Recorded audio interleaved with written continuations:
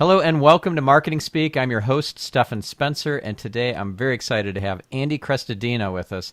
Andy is a co-founder and CMO of Orbit Media. It's an award-winning 40-person digital agency in Chicago. I saw Andy speak at Content Marketing World, and he just killed it. He did an incredible job, and I knew I had to have him on the show. So I'm very excited to have him on today.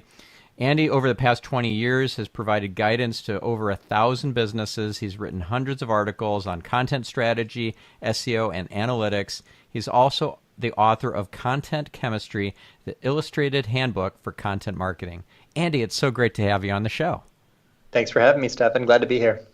So let's talk about, first of all, content marketing and how you see that dovetailing into SEO. Like how do those two go hand in hand?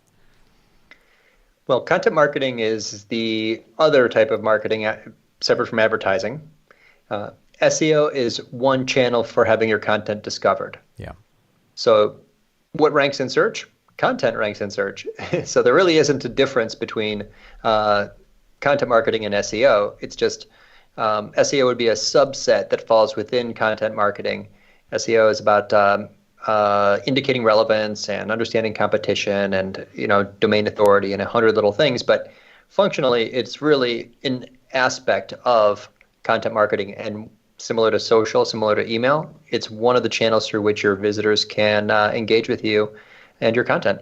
Right. And I think a lot of people make the mistake of unnecessarily siloing either content marketing or SEO, and they don't see how something that is just a fundamental, valuable strategy for one fits perfectly into the other. And I'll give an example, one that I learned from you actually, when you spoke at Content Marketing World several years ago. When I saw you, you spoke about the evil twin and how this idea of creating let's say a blog post around a particular topic, and you have a headline, you have a hook and everything, but let's say that you wanted to use that on your blog, and you also have a column that you write for a magazine, and they require you to assign the rights to them, or it's like an exclusivity arrangement.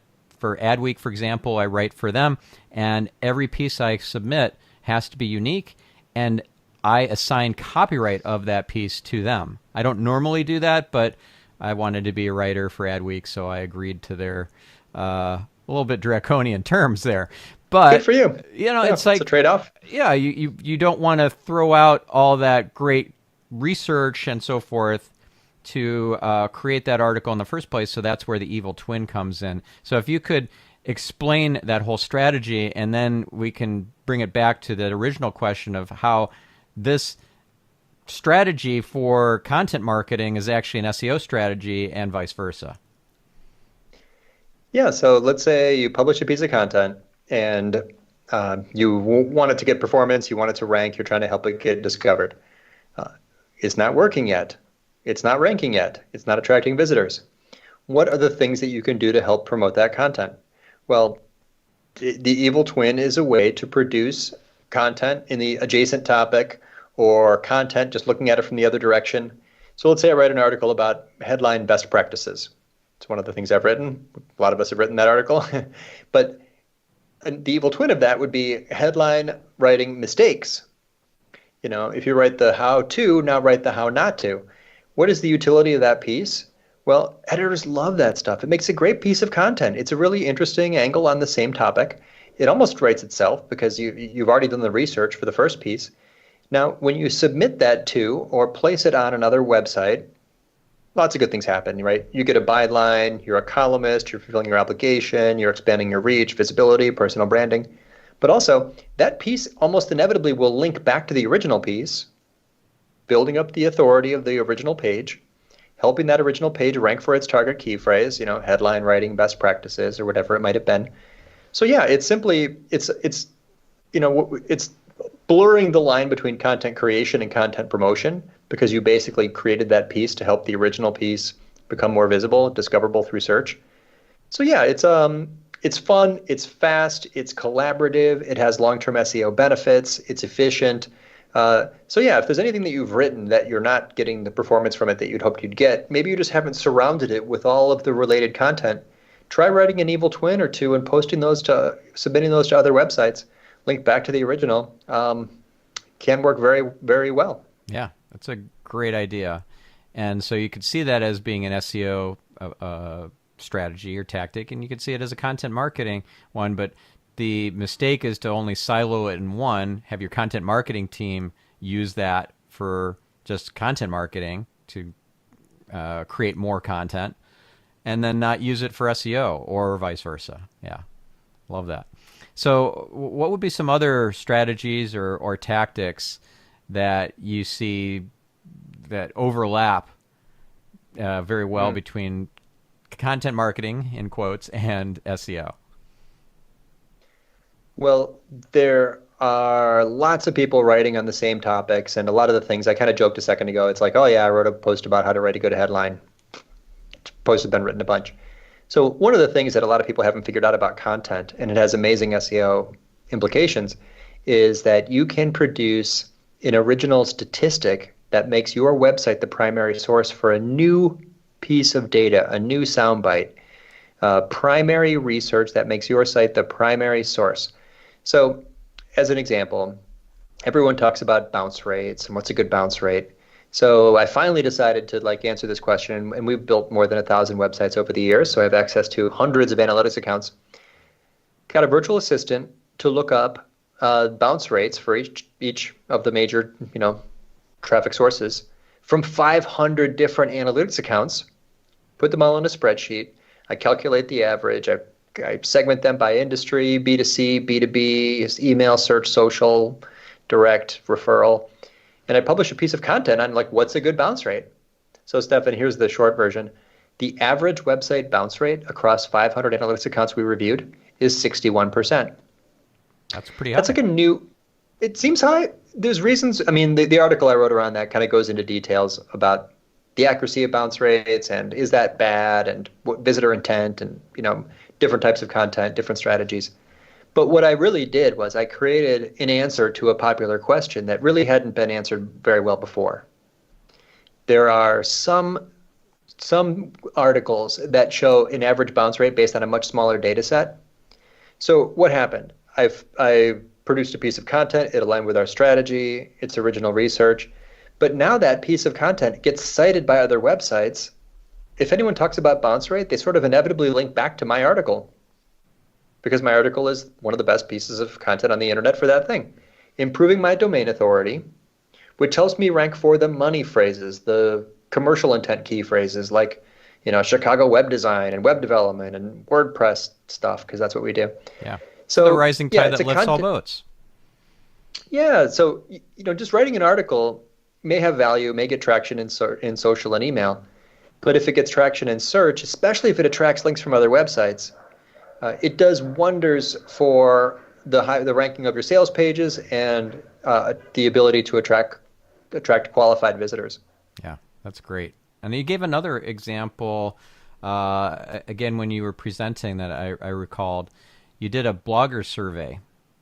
And I think you've done that for a number of years, actually. Keep repeating that because it's like an annual thing.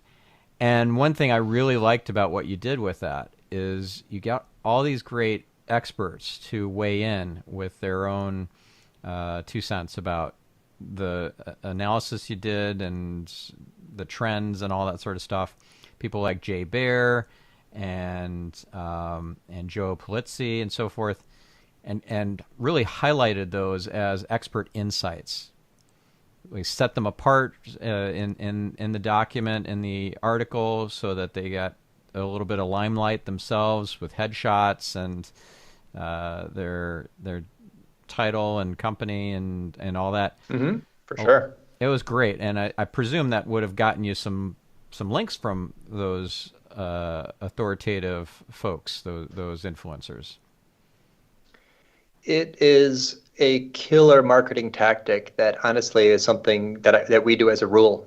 I would never write an article. This is how serious we are about this, which you could call collaborative content marketing, or nowadays might be called organic influencer marketing. It's influencer marketing, but it's not paid. So let's call this organic influencer marketing. You're not done writing an article until you've gotten expert quotes for it, right? A journalist would never write an article without a source. Why would the content marketer write an article without inviting experts to it contribute? Mm-hmm. A lot of good things happen. First of all, it improves your network. So you're building relationships like we're doing now. Secondly, you're going to get greater social reach because if nothing else, that person is very likely to share it with their network. Third, you improve the quality of the content because Jay Baer and Joe Polizzi and Ann Handley know more than me, right? I want their insights. I learn by reading. I actually learn just by creating content. I learn by reading my own blog. Fourth, you're going to have, I mean, if there's a link, now these people who write for high domain authority websites know about my article and may link to it. And fifth, I'm just going to keep going. Let's add one more. It's fun. Yeah. It's more fun to work with people. It's more interesting. Like, don't go it alone. Blogging should, we say, like, if you're not making friends, you're doing it wrong. Yeah. So, yeah, it's this type of, so there's the overlap, not just between content marketing and SEO, but content marketing and social media and influencer marketing. Yeah, it's great. I love that. One that I've been using over the last year and a half or so is it's a podcast content marketing strategy that has really reaped some rewards for us from an SEO standpoint, and that is taking our podcast episodes that have already been transcribed from the beginning and turning those transcripts into long-form blog posts, adding images to break up the text because nobody wants to read a long wall of text. So Unsplash or Pexels, that sort of thing, pulling in a bunch of free stock photos. And then click to tweets, which are visually set apart to also break up the text. Sure. Some great sound bites from the episode. So that's what we'll do with this episode's show notes. And every single episode, I went back, or I had my team go back through the entire back catalog, all the way to first episode of both of my shows, because I have not just this show, I have Get Yourself Optimized as well. That's hundreds upon hundreds of episodes that we reprocessed from the point where we started doing this just as part of our workflow. And it's just been killer. Nobody wants to go through just a transcript. It's got the exact words. Somebody wanted to restate something, then they restate it. There's like awkward things that happen. Like just, I'm trying to find the words, and it's not a grammatically correct sentence. So you clean that stuff up. You don't have the names of the people. Right. Like it's not labeling Andy, Stefan throughout the whole document. It reads like an article, except my text is in bold or yours is in bold. It's one or the other. Sure. And it just is so much more compelling, gets more links, and it's great for SEO. We used to have these short bullet list sort of show notes. Yeah, it's really good outline of what the content is of the episode, but it's not great for SEO. It's maybe 300 words.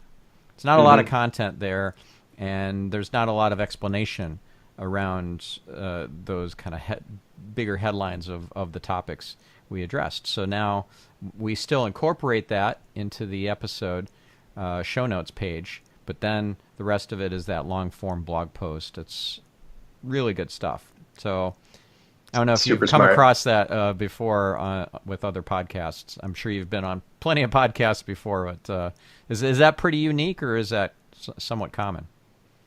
No, it's not common enough. I mean, the idea of repurposing content is something that a smart content strategist does from the beginning. So to take, and that's a great example because you're creating content in a pretty low friction channel, right? We're just having a conversation, which is a lot less intimidating when you go to create a written piece than staring at a blank page. Right. I have, for a time, I was a host of a webinar, and they had someone transcribe the whole webinar and then give it back to me and had me review it because they were going to post it as a long form text piece. I found it difficult to turn a transcription into an article in a way because to do it well is still quite a bit of work. You want to break up those super long paragraphs. You want to add subheads, like you mentioned, adding images. But it's still much easier than writing an article. So I love what you're doing. Another thing that's implicit in what you're describing is, well, a content marketer creates a piece. The expert content marketer creates a series of pieces. So the podcast kind of pushes you in that direction anyway, to not just make one thing. Make one thing and publish it in every format. Make one thing and make it the next thing in a long series. One thing that I've been doing that is almost an automatic win is if you have a piece of content that is ranking, and it's again just thinking in multiple formats. If you have a piece of content that's ranking, so I have an article that ranks like number 1 or something, or ranks high for like website navigation best practices or website navigation something. I made a video version of that, which was mostly repurposing presentations I've given. Go deeper in it, make it better, work very hard on the slides, make it super descriptive, practical, prescriptive, and then put that on YouTube and embed the video at the top of the high-ranking article. It's automatically promoted. That video is already getting, like 3 days in, it's got 100 views. All we had to do, they're all views of the embedded video. Right. So yeah, whatever your highest ranking, best performing piece is in SEO, if it doesn't have a video at the top of it, just produce a video, embed it right there at the top, and the views will go up very quickly in YouTube. Yeah, and one little nuance to that, I think is just killer, and that is to add to the end of the YouTube URL that you're embedding, ampersand related equals 0. So you won't get your competitors' related videos being recommended at the end of your video. Finally, I've struggled with that. Do they let you do that? That works? Yeah, that's been working for years. For years and years. I thought that YouTube might have changed that, where they don't let you remove the related videos. I don't know. Only on the embedded, so it's not able to be removed from your channel. Just when people watch your video from your website from the embed. Thank you. You're Stefan. welcome. That's great. Let's talk a bit more about repurposing, because I'm big into this. I love taking an article or let's say a transcript of a webinar or podcast episode and turning that into, for example, an infographic, a slide share deck, a Lumen 5 video. You guys familiar with Lumen 5? You using Lumen 5? Oh, I love Lumen 5. Yeah, lumen5.com. Such a cool tool. You know those social videos that just have stock video playing and music, and then words come kind of sliding in and stuff with graphic effects and stuff? Yeah, they're using tools for that, and Lumen 5 is one of the big ones.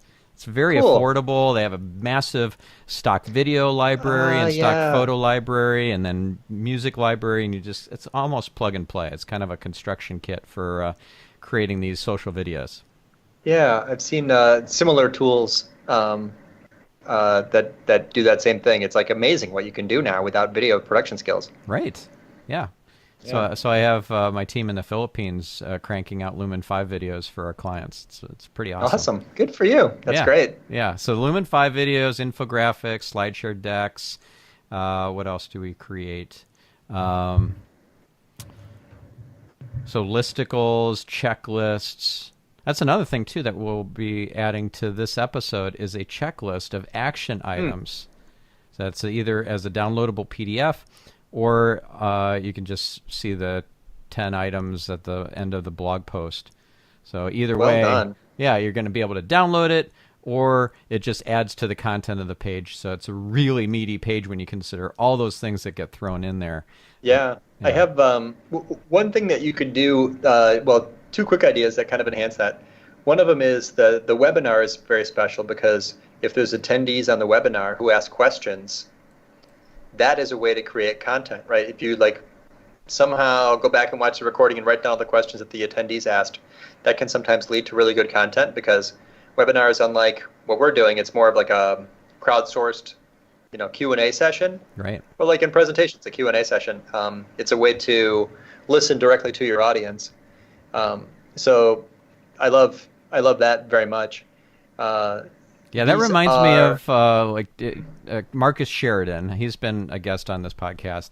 He's got that book, They Ask You Answer. He talks about taking all these questions that have been asked by your clients and customers and prospects and so forth, interviewing your salespeople, asking them what are the most common questions, turning that into FAQ content, turning that into blog posts, all that sort of stuff. Yeah, and taking the webinar Q&A and turning that into FAQ content and blog posts and what he calls the 80% video. You familiar with the 80% video? I am not. I'm learning so much on this conversation. That's funny. Well, the 80% video, which he didn't talk about on our episode, but he's talked about on some of his like Facebook videos and stuff, is the idea of taking 80% of the most common questions that are asked. So you interview your sales team, you interview clients, customers, and so forth, and ask them for things that are questions that they had before they signed up. Like, what were some of the objections that you had, et cetera? And you collect all that, and you take the top 80%, and you turn that into a video addressing all of those questions. So it's like an explainer video, kind of, but one that is lasering in on the questions that people ask the most about using your product or service, or hiring you, or just becoming a partner or customer. Really good stuff. That is the key to conversions. So we're in the process now of redesigning our own site. I'm a guy that spent 20 years doing website planning. We've done more than 1,500 websites as an agency. We build 60 sites a year, and it's time for us to redo our own site. What is my process for rewriting my own website? I basically have built up a list over the years of all the questions people ask us, and the structure of all the copy on all these sales pages is that exactly. It's basically like a high converting web page guides the visitor through a series of roughly prioritized questions and answers using visual hierarchy to guide their eyes through these messages, and then adding trust and testimonials and statistics to support each answer. So I've never heard it called the 80% video, but that idea of just putting all of the most important questions to your audience into a video and answering them all in one place, killer conversion tactic. It's beyond content marketing. That's like sales page content. Yeah. That's not just blog anything. That's like the most important pages on your website. Yeah. And well, just taking the FAQ idea and applying that to all your sales pages, your landing pages. Like, if you have a paid search landing page that doesn't answer people's questions on it, you failed, I think. I'm not a paid search guy, but I think that's pretty common sense. Well, there's research behind it. What's Jacob Nielsen from the Nielsen Norman Group? Yep. He's a good usability researcher. The number one reason why website visits fail is findability. 60% of the reasons why people don't succeed at their website visit, in other words, converting, meeting their goals and your goals, is that they can't find a piece of information. So they ask you answer FAQ content, just the 80% video, or structuring pages to guide people through these, that's the job of a sales page, is to basically emulate a sales conversation. So the marketer that quarantines themselves away from the sales conversation, big mistake. You want to be as close as possible to the audience. You want to sit in on those, listen on the sales calls, and then write down every question that every prospect asks. Salespeople don't do that by default. They don't think about writing down every question the prospect asks. But when the marketer does that and then answers that question in content, leads go up. Yeah.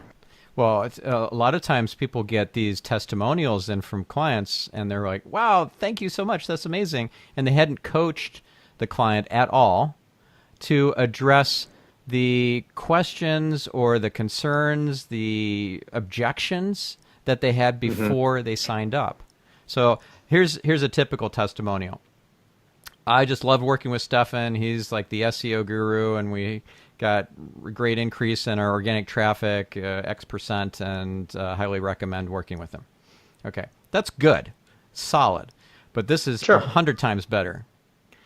I was very concerned about hiring Stefan because he is so much more expensive than every single other SEO that we interviewed, like at least 3 times more. And I had sticker shock. I almost didn't sign up.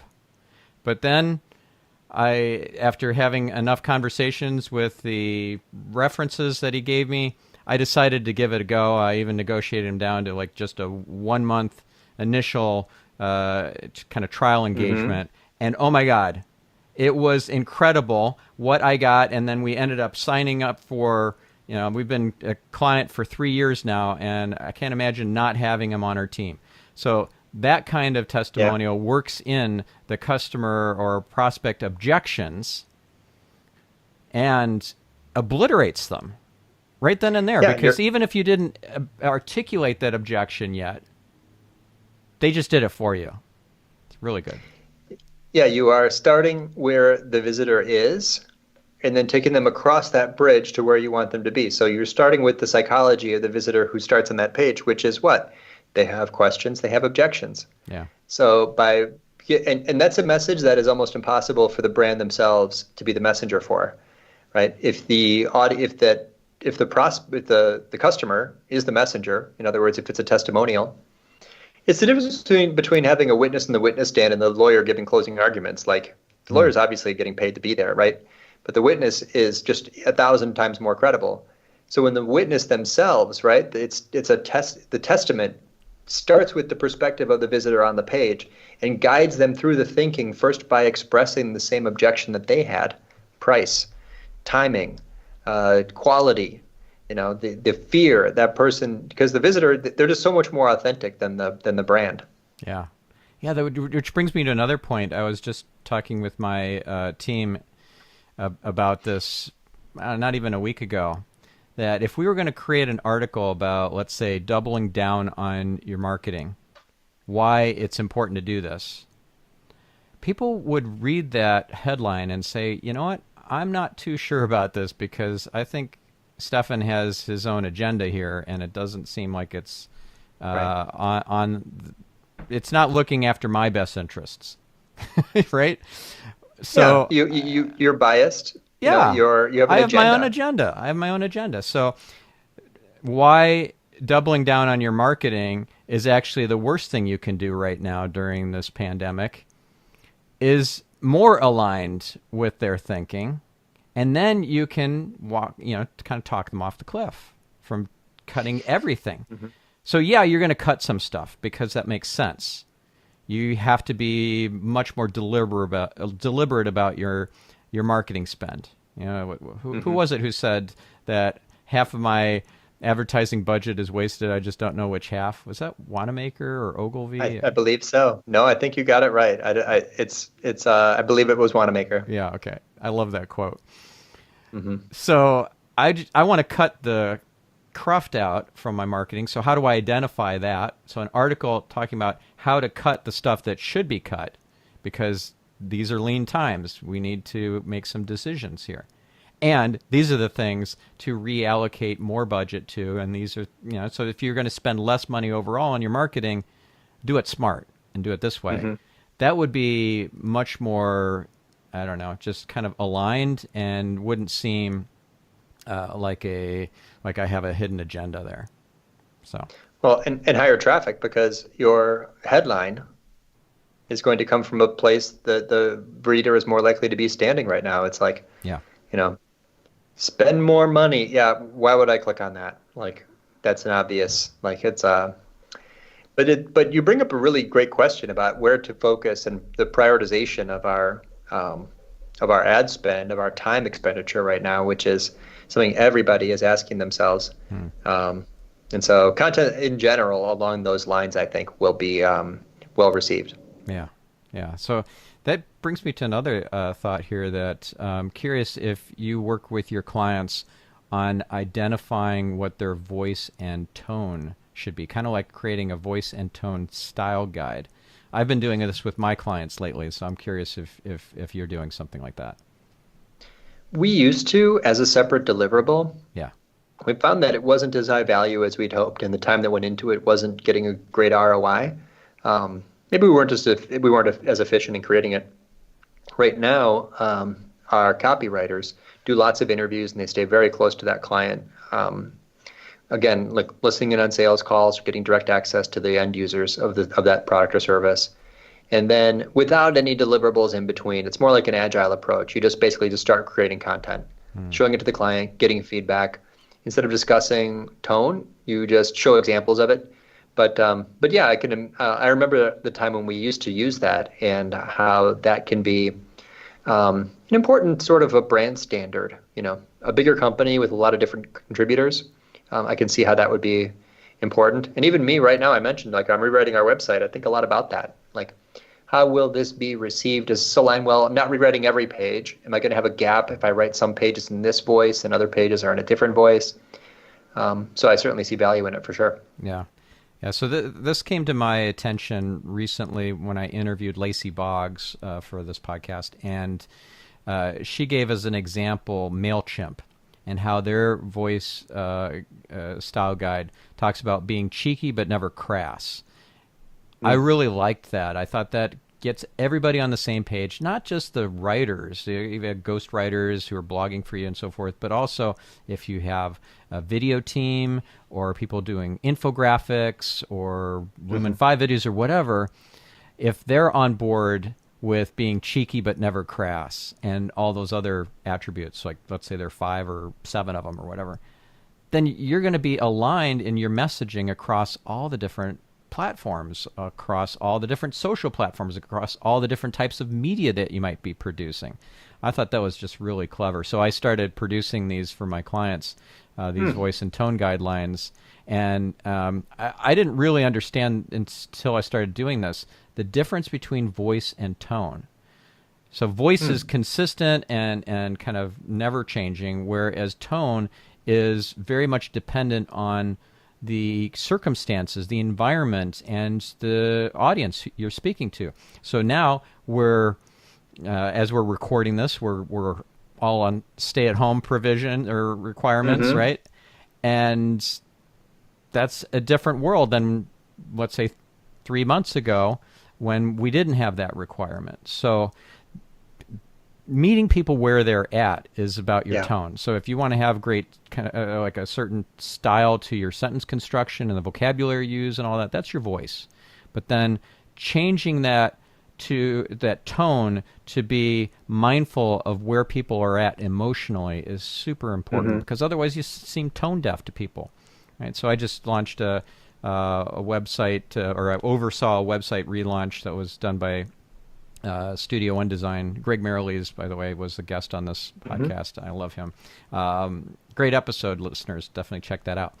So I oversaw that whole thing, and one thing we added at the last minute that I'm like, this needs to be here. It's kind of the elephant in the room. This was for BorderBuddy.com. Is let's address the whole coronavirus thing with an important message, like that's featured, kind of like not here's our response to COVID-19. We're keeping our staff at home and so forth. That doesn't seem that relevant. I'm not interested in hearing about what you're doing to keep your staff safe. I need to keep my staff safe, and I need to work on my own cost reductions and so forth. I don't need to hear about yours. So that's where it's all about importing, exporting in a COVID-19 world. This is the stuff that you need to know, so that you know whether you need to disinfect the packaging and stuff, and if you need to address certain additional regulations or what have you. And so that went live with the new site, thankfully, because it's the elephant in the room. If you're not addressing it, people are going to wonder, when was this site even built, that they're not even talking about it at all? I saw a site today. So I've had several of these conversations where we are all now acknowledging that our audiences have moved down the Maslow hierarchy of needs, where it was at one time like self-actualization and like be a better version of yourself and like elevating your position in the marketplace.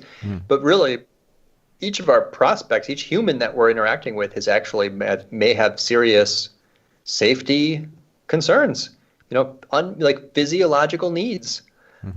People have anxiety about their own health at a level that was just totally unknown. So how do we message for that? I'm going to read to you a little bit of a website that I was on, and this is like showrooms and plumbing supplies.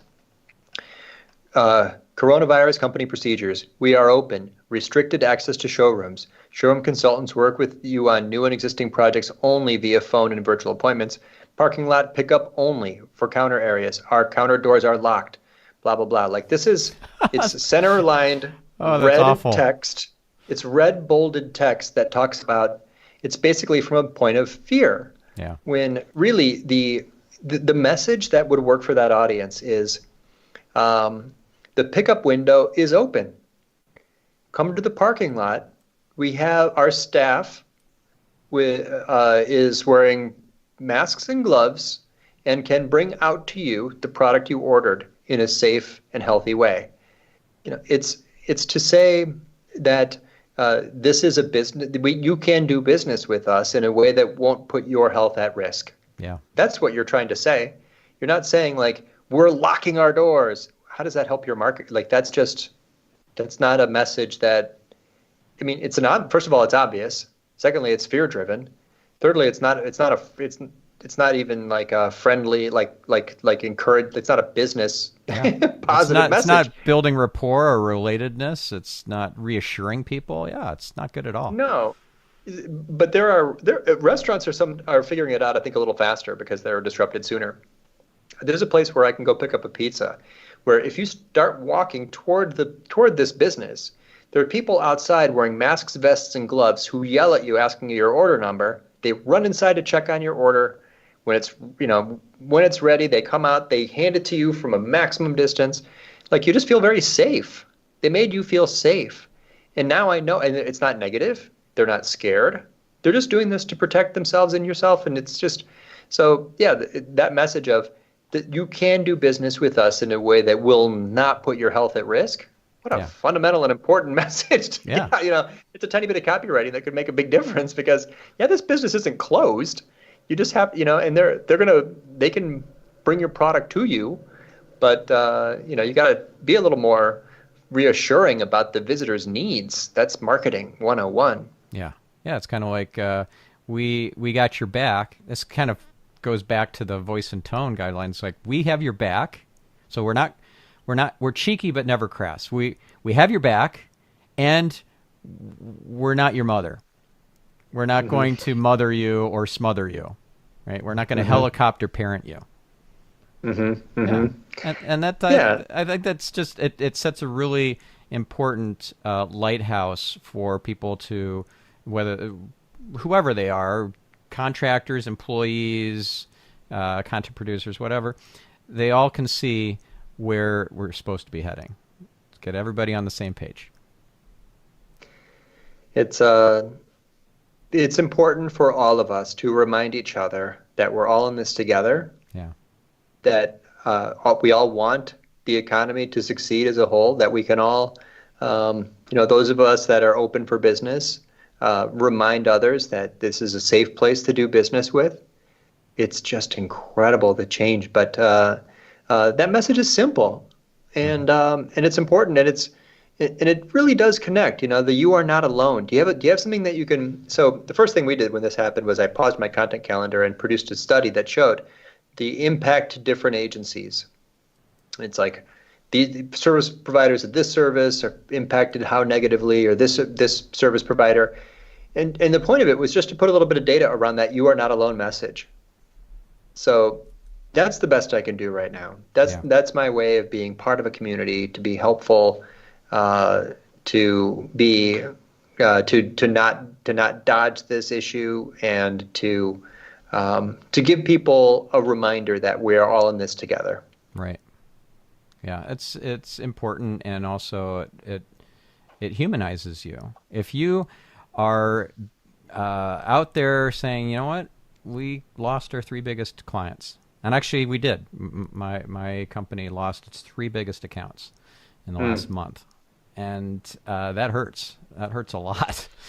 But we're positive and upbeat, and we will not just survive through this. We will find a way to thrive. And if you're transparent and you're real with people, you're authentic, they can really appreciate that. And we're all going through hard times. Some of our clients are actually just killing it with new leads and sales coming in because of the industry that they're in. but many of us are seeing our revenue drop because of the economic crisis and the health crisis we're facing, and all the various repercussions. So I don't know. I'm of the mindset that the more real you can be and transparent and human, the better you'll do at the end of the day, right? So people do business with people, not with faceless corporate entities. So yeah, my instinct was to just do massive outreach and just to contact clients, partners, friends, just to check in. I mean, we sell websites, so some of them, when they know, like if it's a prospect, they know that at the, what my agenda is ultimately, right? They have a proposal open with us, but the sales message, just pause that for a minute, just check in, just, everyone okay over there? Is there something I can do to help you in any way? Do I know someone you'd like to meet? Would you like me to maybe look at your analytics with you to find some low-hanging fruit? Can I support you somehow? Is there something you're creating that we can promote for you? That is common right now, and I'm very encouraged by that. I'm seeing a lot of that type of interaction. In some ways, I wonder if the best content strategy right now isn't just a conversation strategy. What kind of content works? Content's good, but what's better than that is conversation where you can listen. Like maybe instead of another article or just making a webinar, what if you just get like 10 companies with similar needs on a big conference call? Let's just turn on our cameras and just share ideas. Some of those things are really powerful. And the conversations coming out of that are highly supportive. The relationships will persist long after this is over. So I think when content fails, just try conversation. Yeah, I like that. And then your role isn't just a content producer, it's more facilitator and curator, because they're relying on you to curate the right 10 companies to show up on that Zoom call. Yeah, and then you're creating trust. You're creating rapport. You're honoring their time by inviting people that are going to add value. I have a live event strategy which has been crushed by this. We can't do our conference. We lost a huge deposit with a big conference center. It's a mini version of Content Marketing World. It's called Content Jam. It's a 500-person conference in Chicago. Ouch. Can't recover that deposit. It's like in the tens of thousands of dollars just disappeared that day. But that's the need for people to connect with each other, the desire for people to be part of a community, stronger than ever. Yeah. So what do? You take your monthly event and make it a webinar. We would get 35 people in my conference room every month. It's Wine and Web. It's been 9 years we've done it. This year, it's Wine and Webinar. Way more than 35 people signing up. Yeah, 150 people sign up. Like, what? Wow, that's really dramatically larger.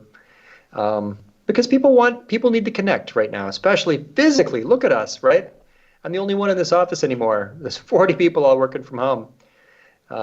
So yeah, I think help your alliance partners, your prospects, your customers, help them feel connected, and they'll remember that. Yeah, for sure. So I'm curious. You said something earlier about you're in the process of a website redesign for your own site.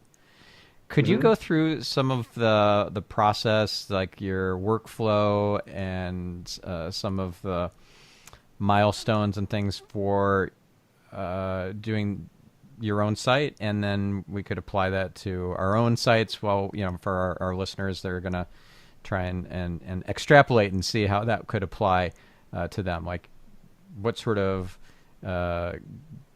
style guides or documents do you produce that help you to end up with a much more effective website at the end? I'd be really curious to hear. Oh, that's a great question. So we are using an alternate version of our normal process for ourselves. So what I'm doing for us is a little bit different and maybe isn't the best example, because we're updating the website without redeveloping, and we're not even relaunching all of the pages. It's just a finite part of it. But you know this well. Any SEO understands that every website redesign has a risk of negative ROI because that company rewrote pages or removed pages or changed URLs for something that was already getting traction in search. So step one for redesigning a high-ranking website or any site getting performance from search is to audit all of the URLs, all of the content against all of its current performance for all of its key phrases. That goes on a giant spreadsheet that shows this is ranking how high and for what. Now, those URLs you need to be handled carefully. It's a little bit of surgery. So if those are moved, do so deliberately for good reason and with a 301 redirect strategy. If those are rewritten, do so carefully and with good reason because you need to preserve the relevance and ranking of those pages.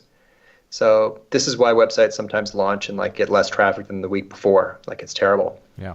It's a myth, I believe, that website redesigns inherently lead to 10 to 20% drop in traffic.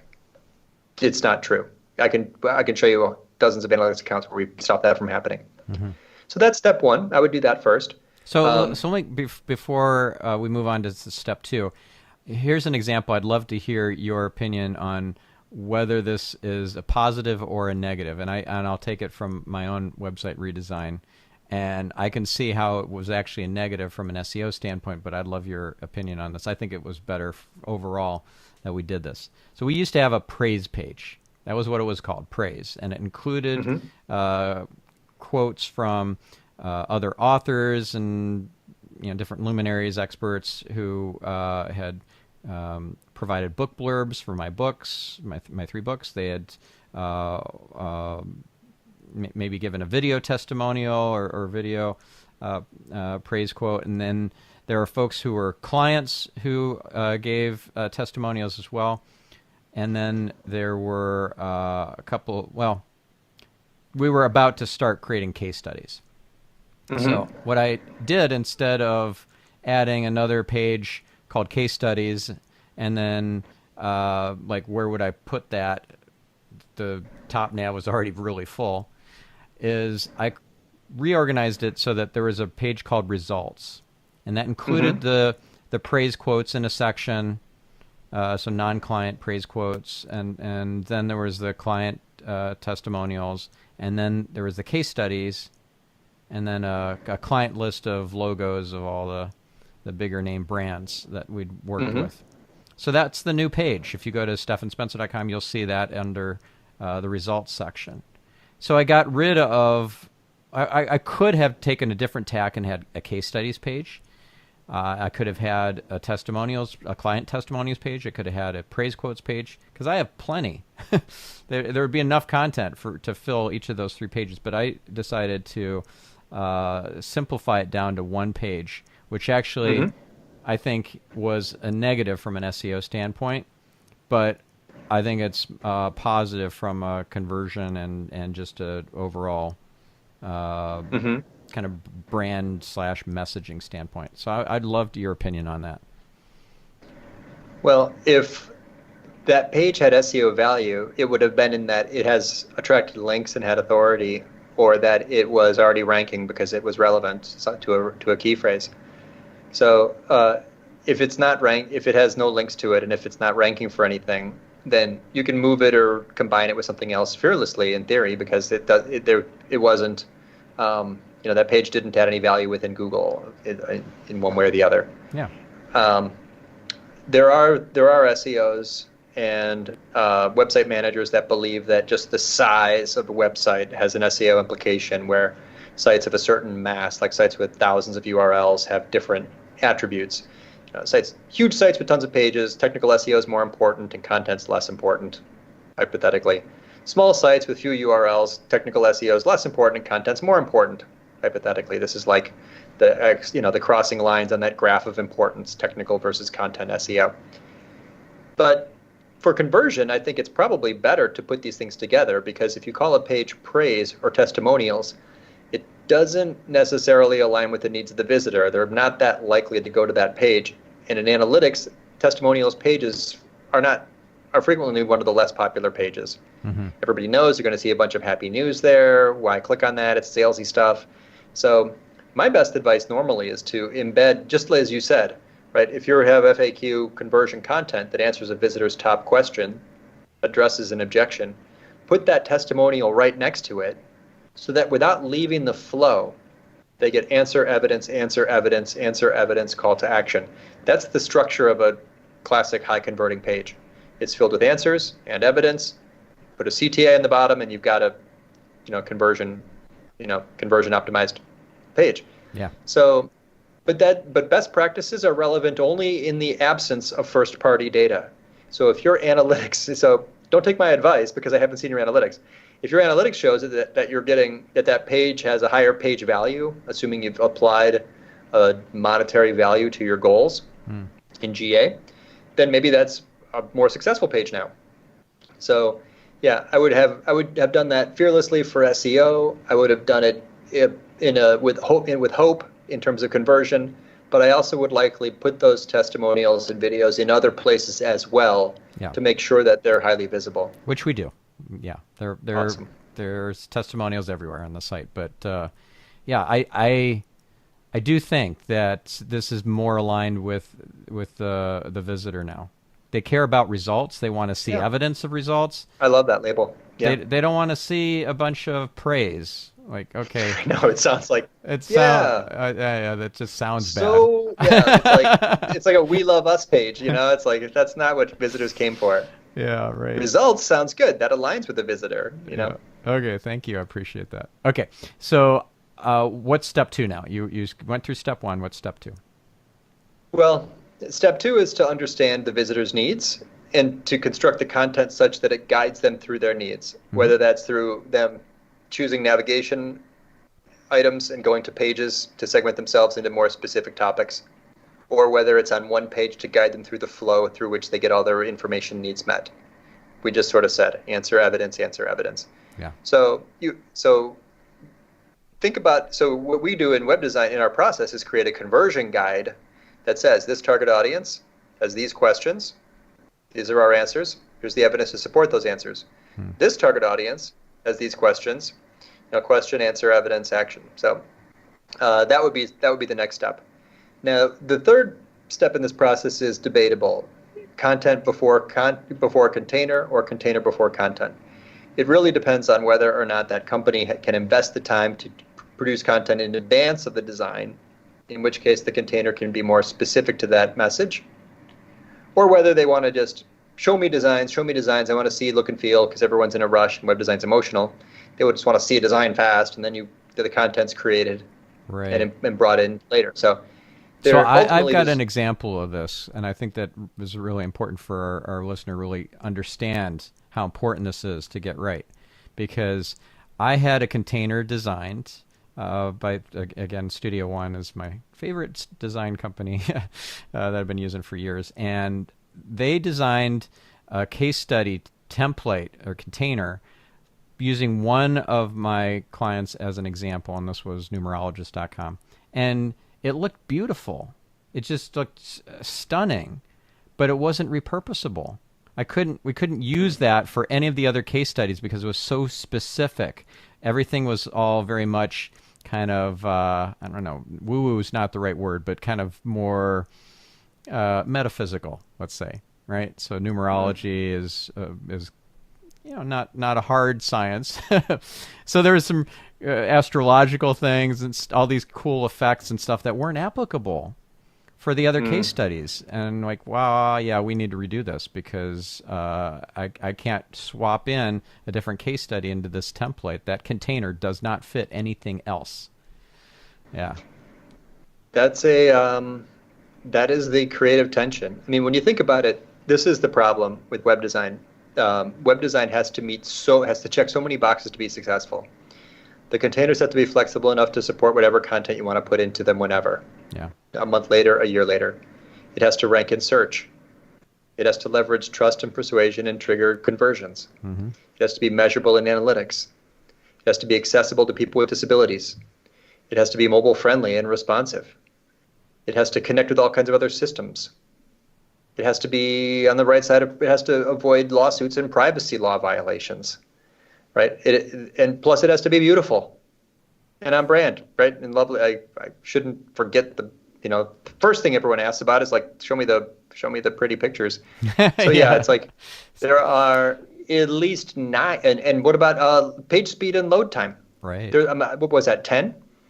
Yeah, it's tough. It is, and these are sometimes competing interests. Yeah. So yeah, it requires a team of experts.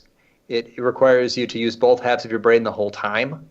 It's something that there's plenty of those deliverables are emotional. It's political Mm-hmm. for clients. Sometimes it's like a whole committee of people working on it. I mean, people tend to underestimate just how much go into, and add to this the fact that there are DIY tools that make it free, which push down people's expectations for cost. So it's in fact a very complex service to offer. But when done well, there is nothing that comes close to the ROI of a high-performing website. Yeah. I mean, I've probably generated leads while we've been talking. Like it's breathtaking how much demand you can create through a high-performing website. Yeah. Yeah. That's awesome. So which one did you do first, container or content? I did content first. Okay. I wrote all the content and I gave it to my design team. And I'm going all out. I'm designing images and charts, graphics. I'm giving them, and this is, I mean, I'm a content strategist with some, drawing skills. So this is a little bit, this isn't classic approach, but they have, when they go to design this, they have subheaders, content, scannable bullet point lists, internal linking, sketches for supportive elements. I don't have photography or video yet, but once that's there, there isn't any, there will be nothing to slow them down except, it's already, they already have piles of keyword focused conversion content. Awesome. So I know we're getting to the end of our time here. You have this great book, Content Chemistry, the Illustrated Handbook for Content Marketing. Do you want to give our listener a pitch for why they should check out your book, and then where they would find it, and also how they would find you and your awesome agency? Oh, well, I'm easy to find everywhere. I finally have a copy close by. One thing that people like about the book is that it is the Illustrated Handbook to Content Marketing. That's very pretty. So it is far better as a print in its printed form. Look, this is the layout of a high converting sales page, which we just discussed. It explains the two types of visitors, commercial intent versus information intent. It's basically the kind of thing that it's a reference guide. You could pick it up and look up any part that you need. You don't understand domain authority and how links work, just go to that page. But a lot of schools use it as a textbook. Yeah. A lot of teams use it as a training guide. And it's basically, 20 years of SEO and analytics and 13 years of content strategy, influencer marketing, blogging, social, and email between two covers. So you'll know everything I know if you pick up the book, which you can get on Amazon or anywhere. That's awesome. How many pages is it? This is the 5th edition, Stefan, and I added 100 pages to this version. So right now it is 275 pages. Oh, that's good. Yeah. But it's super scannable. I mean, it's got screenshots of everything. It's got it's got template emails for outreach. It's got oh, that's awesome. Yeah. Lots of GA reports. It's everything. See, my book, which you've seen, Mm-hmm. makes people's head hurt, and they didn't even open it yet. I know. Yeah, that is. It's 1,000 pages, and it's mostly text. I mean, there are some screenshots and things in this, but this is a little overwhelming for people. Oh, there's an illustration. For those of you on the podcast, he's holding up The Art of SEO, which is a very famous book, and it's evidence of a true thought leader. He's actually documented everything for you. So check out Stefan's book. Thank you, but it is overwhelming for people, and this is the problem. It's not actually a good thing. Our publisher, O'Reilly, has said, you need to cut the book in half because it doesn't sell as well. Nobody wants to have their head hurt like that, trying to work through a book like that. So what part of SEO am I going to cut out? That's a tough. It's tough. Anyway, so I don't mean to go off on some tangent, but it is really a feat to create a book that has timeliness and timelessness to it. And it seems like your book has fulfilled both, because your process and strategy for a winning sales page is going to be relevant in 6 months from now. And yet you've got all the latest tools and techniques and stuff in there, and that's why you added another extra 100 pages in this edition. So that's fantastic. And it's at Amazon and everywhere else. Do you have a book website, like a companion website for the book?